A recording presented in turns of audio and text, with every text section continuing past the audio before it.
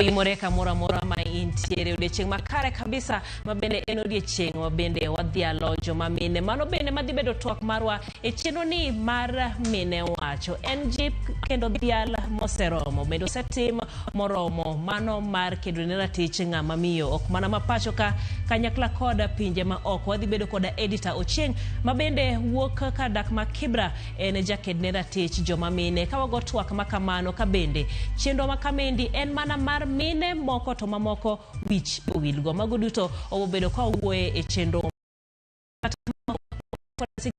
pogore mabende waikoni gi emago ma omiyo pek. Sasa ni mahali tu tunafikania na Wamasai, hata chanzo hata sisi tunashindwa kitu tunafikania, hakuna kitu tunafikania na hao ng'ombe ilivyo huko mbali hapa kwetu.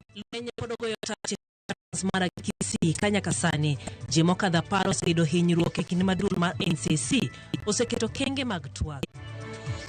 Kaniseme hapa without fear of any contradiction that Chebukati was intelligent, courageous, and a man of great integrity. Jatend piny William Ruto notelo ne nyasi iko mar mane en jakom duol mochung' ne yiero pacho ka wakati e kaunti ma Trans Nzoia. Kwa wakina mama wengine na wasaidia watoto hasa watoto wetu wasichana ili wapate kuwa na nguvu kusoma vizuri na tuwache mambo ya ile tunaita early pregnancies. Seche ma piny ngima dhialo odiochieng' wa keini dwaro nitiere mar jiwo kit chwech maromre kaachiel gi kedo gi lwenje mag kit chwech.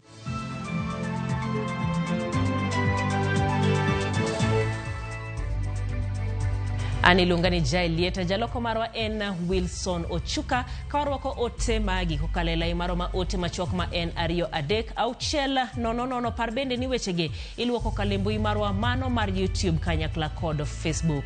Kachako en ji makwan gi okala paro seido hinyruok kendo yudo thieth mano e osiptende ma opogore e kindego iko ma bende lweny obedo e kind oganda ma Kisii kanyakla kod Transmara mendi kaluore kod lweny e kind oganda goeko mabende podogo yotach e gwenge makamago. Kaka jafomara Nyakidi lero lweny makamano no chuna apisas mag Rapid Deployment Unit oti kod iro malongo wang' kaka achiel kuom yore mag nyayo kwe. Ma tong' mar Mapashi mayudore Transmara kod Nyagenke e kaunti ma Kisii. Puodhoni mar oduma kod niang' olokore paw lweny. Rowere bende oikore kod gige lweny magitiyo godo. Apisas mag bad migao mar obila mar Rapid Deployment Unit bende nochope gwengego matemo nyayo kwe e kind jodak mag gwenge ariyo goeko. Seche matin tok mano lweny no muoch kendo muoch mar magina koni gi kocha kod iro malungo wang' ema nopong'o kor lwasi. Chal mano miyo jodak luoro kendo chuno gi dak mapiyo. Chanzo cha hii maneno hata hatujui ni maneno gani. Hatuna chanzo, sisi hatujaenda kugombana na wao. Walianza tu vita, pali walianzia hata hatujui. Walianzia mbali sana hapa mahali tunaita Kiango. Sasa usiku wanakuja wao, wanaanza kumulika matochi, sasa tunahama kwa manyumba ya wengine. Wako mbali na ramani. Nyakasani, jimakwan gi okala paro seyudo hinyruok kaluwore gi lweny makamano kendo giyudo thieth e ute thieth mopogore e kaunti ma Kisii kod boma ma Transmara. E kindego puothe makwan gi okong'ere bende no wang'. In the late afternoon ndio tumeanza kuona vijana wameanza kuleta tension, lakini tunatarajia kwa sababu security officers wako hapa sasa hivi watatawanishwa, so tunatarajia kuwa hali ya usalama itazidi kuwa mzuri na hatuna wasiwasi wote. Tutakuwa na baraza kubwa sana ambayo itakuwa hapa pamoja na viongozi MPs wetu wote pamoja na watu wote ili kuja tuongee na tumalize hiyo. Lweny makama timorenda lomatin tok dhokario manokwal yudi kendo duokine wegi e gwenge ma Kiango manie tong' mar Kisii kod Transmara. Yuarruok kod lweny mager pod dhi nyime moloyo to e gwenge ma ok osebedo kod kuo jamni. Gwenge ma lweny ni podogo e tach gin kaka Nyabitunwa, Nyagenke, Kiango, Mapashi kod Shankoi. magitimore manandala riyo. Tok duol mar NCIC wachoi ote margi ni giseketo kenge mag twak kendo oro apisas mekgi e gwenge go masumo paro ko jodak kaka achiel kuom yore mag nyayo kwe. Efinya Kidi, Ramogi TV. Mane en jakom maduol mar yiero pacho kayo Wafula Chebukati oiko odiechieng' ma kawuono e dalane mantiere Sabati ya Kiminini e kaunti ma Trans Nzoia. En nyasi mar kopo mogik manotim bang' siem mane ochiwne jopiny kod piny owacho ne oganda mane chano yiero e hikno kawuono mano mar neno ni Wafula Chebukati otimne kopo gi kwe. Sharon Ong'ao nigi mathoth. Jatend piny William Ruto notelo ne nyasi mar kopo mogik mar mane en jakom mar duol mochung' ne yiero pacho ka Wafula Chebukati mano ike dalane mantiere Sabati ya Kiminini e kaunti ma Trans Nzoia odiechieng' ma kawuono. Mosenindo Chebukati oyuag kaka wuoro manohero familiane, tugo tuke golf, kendo wuoro manohero kwe. Your number one sport was golf.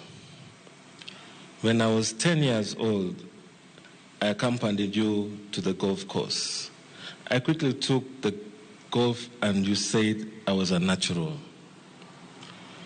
It became part of me. Your passion became mine. I had learned from the best. Rest well, Dad. I will carry your lessons with me forever and keep your bullfighting heart safe. A symbol of the wisdom you wore so effortlessly, the strength you carried with quiet dignity, and the path that you charted for me to follow. I will miss having you to speak with. I will miss your presence and your heart. I will miss your witty sense of humor.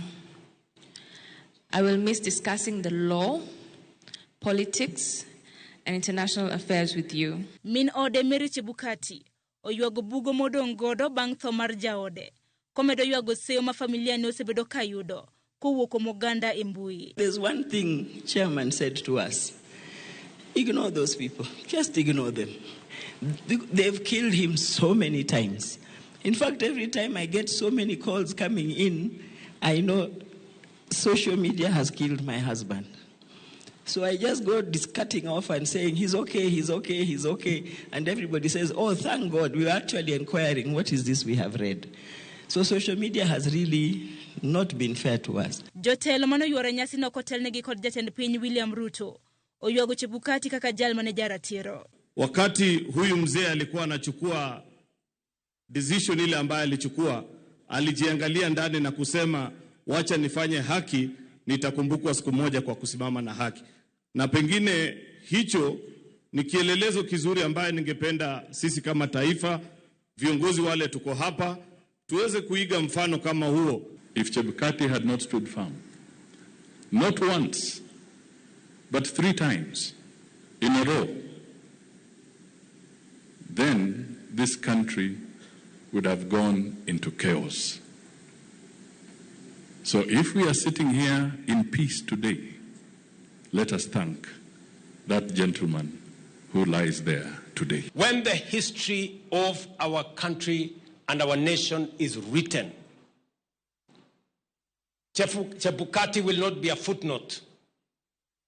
He will not be a paragraph. He will not be a chapter.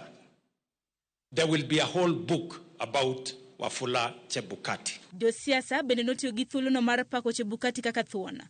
Wirani lemo mane omako kaka jakom mar IBC. Ne mano ma iye tek. Kendo ne en mano ma riwo oganda kanyakla. Some jobs are no ordinary tasks. They are a calling.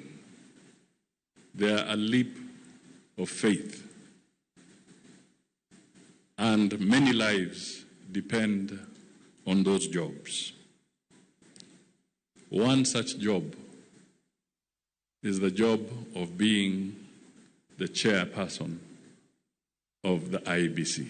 Now Wafula Chebukati goes down in history, Your Excellency, as the only IBC chairman who presided over 3 presidential elections.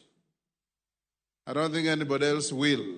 And he was guided by a simple principle: fidelity to the law, fidelity to the Constitution. Chebukati manotiko tamare mar higini auchiel kadul mar IBC nowito ngimane chieng' tarik 21 mar dwe mar ariyo mar higane kanodhi nyime gyudo thieth e od thieth ma Nairobi. Oweyo chien nyithindo 3 kaachiel kod min ode Mary Chebukati. Sharon Ong'ao, Ramogi TV. Kawadhi mbele en nyasi mar keto kogno ogirimiti e tiyo kanyakle kind duond bura mar ODM kod UDA. Ogai ma ODM Raila Odinga kod jatend piny William Ruto ne oramo ni winjruok margi oken mar siasa kata chugo lemo mag telo. Jotelo go singo mar kete tim report mar NADCO, report mane oyango chuga pis mar Prime Minister. Dibed ni Raila dhi dok kendo e lemo makamano. Weche maling bende lieko ni ODM dhi yudo lemo mamoko mag tend migepe kod jogoro mongirore. Jafomoro ma Sesa Chris Owino menyno girimiti mar Raila kod Ruto. Ne en nyasi ma jolony mag siasa wach nyalo dhi loko kudho mar yamb siasa e pacho kae motelo ne yiero maduong' mabiro. Oko mar karomo maduong' mar KICC, mor kod nyadhi ne okwako johera mag Raila Odinga e kinde ma kihonko kod kiawa to ne ogorore e wang' josiasa e KICC. E mbui mag tudruok, jopiny ne okawo chung' mopogore ka moko kuomgi neno ni piny Kenya ne dwaro duoko ewi midhiero mokwako jopiny kaka okumba mar thieth mar SHA, pek mar ngima, ratiro mag jopiny, som jopuonjre e mbalariany kod mibadhi ma ok riwruok mar siasa. Bende hera manyien mar Raila kod Ruto dhi kelo konyruok ne jopiny. President kata ker mosetiyo maber e Kenya ka nyaka ne chak Kenya en Mwai Kibaki. To history nyiso ni Raila Amolo Odinga tiyo gi Mwai Kibaki no emano create an environment ma jo Kenya feel ni they are part and parcel of being Kenyans. Nikech ne giro gi Raila Amolo Odinga. Tiende nyiso wa ni Raila korore gi William Samoei Ruto, gik ma Ruto setimo e broad based government. Nyiso ni gik mabeyo biro timore e Kenya ka riwruogino. Janono weche mag siasa Meshak Odede tuto Raila kod Ruto rieko ewi gima onego gitim mar yudo sir mar jo Kenya man kod kiawa ewi keny margi. Nitie gik moko manyaka wayiere kaka jo Kenya kendo onge ng'ama pingo ni gik moko osebedo kodhi marach. Makata Raila wuon osewacho ni nitie gik moko manya dhi marach kendo pod dhi marach. Pok wayude right gi weche mag health, pok wayude right gi weche mag education, pesa mar somb nyithindo, kendo uchumi bende pok oduogo kama onengo bedie e sechegi. Gigi ema gikwong giriwe paro gi migosi William Ruto to okwongo losi. Kose losi ma sanja maduong' kata kwanata malo maduong' mar jo Kenya owinjo ni gima chalo SHA koro tiyo to a certain level, to weche mag siasa koro nyalo chako donje mondo koro ng'iya nenia kare chemistry mane kind ji ariyogi is working for the country. Mopogore gi weche 10 madito mane oketie kogno kod jotelo ariyogo, janono weche mag siasa wacho ni tiere olemo machwe maduond bura mar ODM dhi pono e ndalo machuok mabiro mane ok onyis jopiny. Nyaka William Ruto dhi chak reorganize telo moket joge Raila Odinga moko bende iye mondo koro Raila nigi kwethne, Ruto nigi kwethne magimiyo gigi ni timuru gik moko manyo waketel. Nyiso niya, yes, wadhi bedo gi jotend migepe ma moko nyaka bed joge Raila Amolo Odinga. PSS nyochi neno ka ji no se apply, jo Kenya no se apply across board motimnegi interviews. Jaka joge jakom Raila Amolo Odinga moko rwake iye kanyo. Telo mopogore mag parastatal gi mamoko gi nikech mago e agencies mabro timo gik manyo kete e kalatas 10. E kinde twak mare, jatend piny William Ruto ne oluongo Raila Odinga kod nying mar Prime Minister ding'wen kendo singo maneno ni Raila Odinga oyudo luor moromo e bwo telo mare. Raila kod Ruto bende ne osingo mar keto e tim report mar NADCO mane oyango chugo lemo mar Prime Minister. King'iyo the relationship between Raila Amolo Odinga and Wycliffe Musalia Mudavadi. If any case ni Raila nyalo bedo premier position, mano nyalo bedo from 2028 plus. Ok nyalo bedo from sani nyaka 2028. Nikech Raila okero ng'ama ero ndhogo ji. To kopono nyalo bedo premier sani, kaka neno wachore no, tin ng'ama odhi ndhogo, ok odhi ndhogo Ruto, odhi ndhogo Wycliffe Musalia Mudavadi.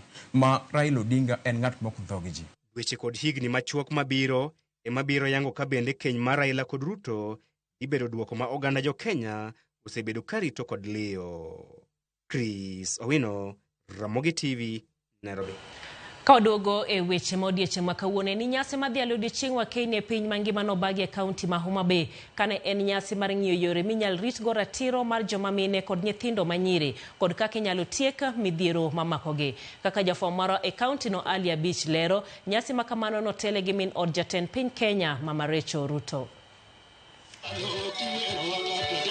Nyasi ma higani madhialo odiechieng' mine piny mangima ne obagi e mbalariany ma Tom Mboya e boma ma Homa Bay, kama jotelo mag mine kod riwruoge makedo ratiro mag joma mine kod nyithindo e pacho ka ne ochokore matego lweny e kedo kod timbe marocho ratiro mag nyithindo manyiri kaachiel kod joma mine e piny Kenya. Min od jatend piny Kenya Mama Rachel Ruto mane en wendo modhial e kinde nyasino ne ojiwo joma mine mondo okaw ting' margi mar kawo lemo mag telo kaachiel kod mag siasa kaka yor medo jiwo nyithindo manyiri e kor gwenge. Our gathering today in Homa Bay County is a show of our collective commitment to the empowerment of women in Kenya and the pursuit of gender equity. Women are great leaders, entrepreneurs, professionals, mothers, and the best friends this country could ever ask for. Let us follow our matriarchs who made great strides even in days when it was not as easy as it is now. Kabende ne ojiwo joma mine mondo obed jogo manyalo chung' kar kendgi e yoregi mag yuto mar konyo tieko midhiero moko magikalo e kor gwenge ka koni sirikal oikore ma jolo joma mine kod neno ni ratichgi ok orochi. As we celebrate this day, let us recognize the strides made in advancing women's rights and opportunities. I want to assure every woman in Kenya that our president is committed to fulfilling his promises to women in the bottom-up economic transformation agenda, including economic inclusion, better participation in decision-making, and protection from any possible harm. Min od ogai mar ODM Mama Ida Odinga mabende noyuoro e kinde nyasi makamano ne ojiwo jotelo ma mine pacho ka mondo ket maino margi e chiwo puonj kod jipo ne nyithindo manyiri kaka yoduoko chien wach MOU kaachiel kod keny momondo ki nyithindo manyiri. Kitu muhimu kwa sisi wakina mama ni kusaidia wakina mama wengine na kusaidia watoto, hasa watoto wetu wasichana, ili wapate kuwa na nguvu, kusoma vizuri, na tuwache mambo ya ile tunaita early pregnancies, kwa sababu mtoto mdogo, nimeshaona watoto 13 years wanapata watoto.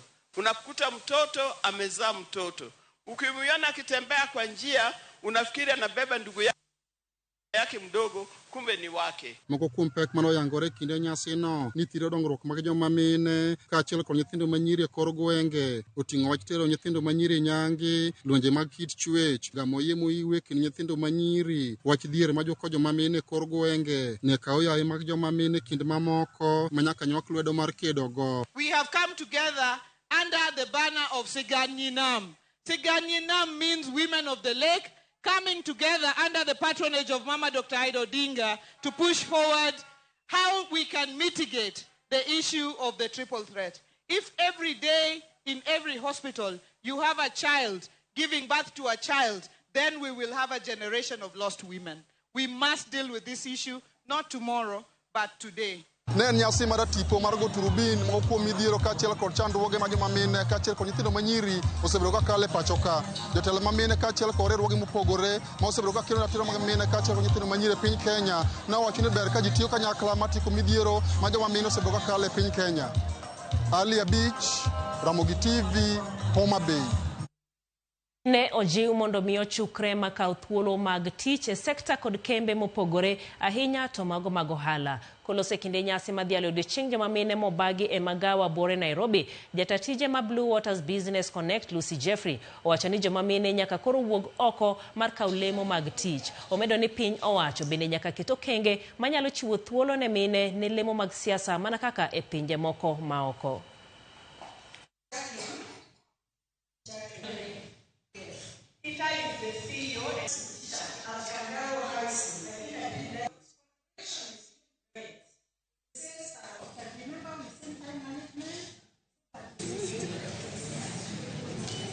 We are doing great to support women, but let's improve on that, right? I'm talking from the Canadian perspective. If you look at the government of Canada, you see so many women in the lineup, in the cabinet minister positions. So Kenya is doing great, but let's improve on that. But again, turning to women, are we positioning ourselves for it? Right, so that's why I'm saying let's work together and build that and build collaboration and show that we can actually do it. So the government of Kenya can work a little bit more to increase the number of women representation. The companies even look for women. They may not put them at the top, but they know that if they have a support system of women, that company will thrive. Why not put them at the top and see what they can do? So that's my encouragement, that let's have more women at the top, and businesses are going to thrive. So I hope to see more women come out, more women embrace being bold and courageous and facing just everything head on, just like men do. Mano kanyero twak mabende wadhi bedo godo bang' kawase ayweyo twak nero odiechieng' nindi mar dhialo joma mine ka bende wang'ien to be okenge mabende osego oromo pod mine nitiere chien to bende ang'o gini mowinjo bedni itimo kapok wadhi yweyo nero kamano inya oguda ka Yesu mano Jamigori wacho ni neno kontiere Lakisama gi anadwa nyaka Mreri Migori abiko mtuli nyala kona ya wacho ni okudwa mana wuoyo mang'eny pesa gi dongruok luoro kokero kamano ahinya kuom ote mari ka bende nitiere nyawadu ma luongo ni Jakosege wacho ni ipenjo bende joluo nigi geno ni ber dhi bede kind winjruok mar Raila gi Ruto nyaka giko mano ote mari Owino Janabi kantiere Oyani Masai wacho ni Chebukati odhi gi kwe moso Pastor Onyago Okelo kantiere Nyadundo TV lere gwenge ma Kanyakware Chila Nyarabana kod Dan manabeni ora Kanyakware Tom Ogoya Sure idalo male Dama Akelo Sure Manyakacha wacho ni sani en 94 years makmana ni sani otuore wa kwayo ne chang mapiyo machielo en Marika nyisani ai wacho ote makende ne mine duto kendo kende Nyasaye sang otingi gi duto te mano Harrison Wodrangiro kamana yenya kuoma ote mari yotoka kawa duogo to wadonje to mano mar mine wacho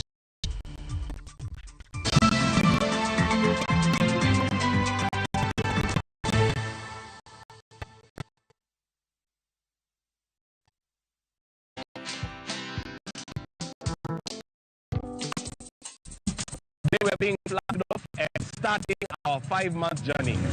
Around Africa. Yay! Hi. The dream they have to educate 50 people doing this to support education of needy students through the Nobles Endowment Fund. We invite you to follow us on all our socials around Africa on motorcycle. Watch this story and more. Download the Citizen Digital app or visit www.citizendigital.com to find the Citizen Originals portal. Citizen Digital. My flavor fruity, my flavor slaps. Mirinda, flavor so good it slaps. Enjoy the flavorlicious, refreshing taste of Mirinda Green Apple. Mirinda, flavor so good it slaps.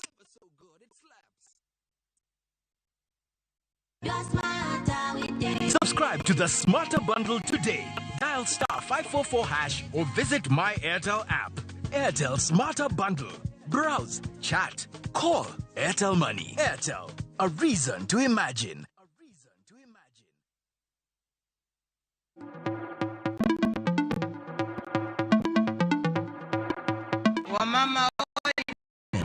Pillars of society, breaking barriers in the workplace and communities. This March, as we celebrate International Women's Day, View SASA honors and applauds the incredible women in media and entertainment. Their work enlightens, inspires, and adds meaning to our lives. Just amazing. Happy International Women's Day from View SASA.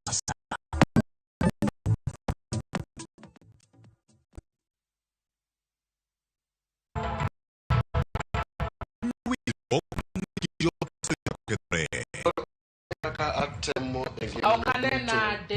Okanena de gima yitro. Ano tem. George Kakahoka marketo gik manyalo to winjo. Ano pipio tich pituka kapidho nyaka nyithindi. Nyithindo go ok ni wende wuon gi kucho. Dichuo moketo geno ne ir jaode kale masera mondo orit winjruok e kinde gi jaode. Ibet ni keny ka ng'ato ne nyalo ng'eyo gima ng'ato en. Ibiro onge ng'ama nyombo. Yiero moro amora ma ng'ato timo nyalo kelo chandruok. Parri, ibede bura, yalri, kineno kama midwaro. Ewi Nam Cinema. Yog dakika 15 otieno, Samuel Otieno. Mana e Ramogi TV. Kik